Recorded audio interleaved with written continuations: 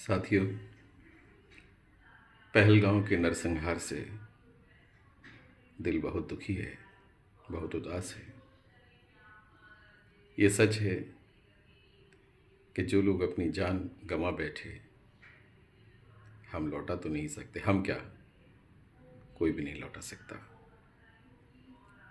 लेकिन उनकी आत्मा की शांति के लिए और उनके परिजनों को ढाढ़स बंधाने के लिए हम ईश्वर से प्रार्थना करते हैं कि ईश्वर उन्हें शक्ति प्रदान करे इस विषम घड़ी में धैर्य बनाए रखने में। साथियों, आपको क्या लगता है, ये पहलगाम की घटना क्या पहली बार हुई है? नहीं। अभी कुछ वर्ष पहले ही पुलवामा अटैक हुआ था। उसमें कई हमारे सैनिक शहीद हुए थे। मोदी जी की सरकार थी और हमने भी उनके बहुत से सैनिकों को मौत के घाट उतार दिया था।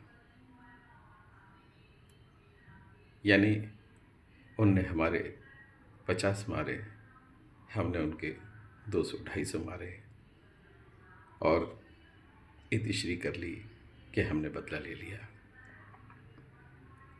लेकिन ये कोई बदला लेने देने वाली बात नहीं है। ये बात है देश में अमन चैन कायम करने के लिए, और इसके लिए कोई न कोई सख्त कदम तो उठाना ही पड़ेगा। अफसोस की बात तो ये है कि हम तो केवल ये जानते हैं कि जो अटैक हुआ वो किसी आतंकी संगठन का सोचा समझा एक प्लान था। लेकिन नहीं, अगर थोड़ा ध्यान से देखा जाए तो इसके पीछे हाथ हमारे पड़ोसी मुल्क का ही हो सकता है। कहने का आशय, कंधा किसी का, बंदूक किसी की, मौत के घाट उतारा गया कोई और।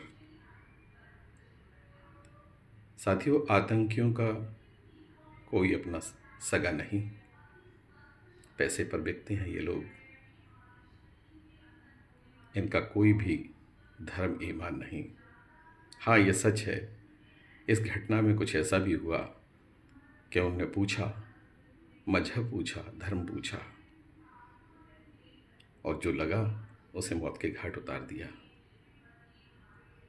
क्या गलती थी, क्या दोष था उन लोगों का, क्या बिगाड़ा था उनने किसी का, जिन्हें इतने बुरे तरीके से अपनों के सामने मौत के घाट उतार दिया गया?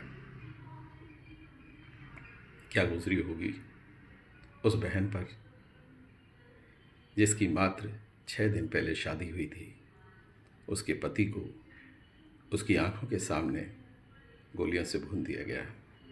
वो चीखती रही, चिल्लाती रही कि मुझे भी मार दो, लेकिन नहीं, वो इतने क्रूर थे, इतने जालिम थे कि उन्होंने ये और कहा, जाके अपनी सरकार को बताना कि ये हमने किया है। बड़े गर्व से बोल रहे थे।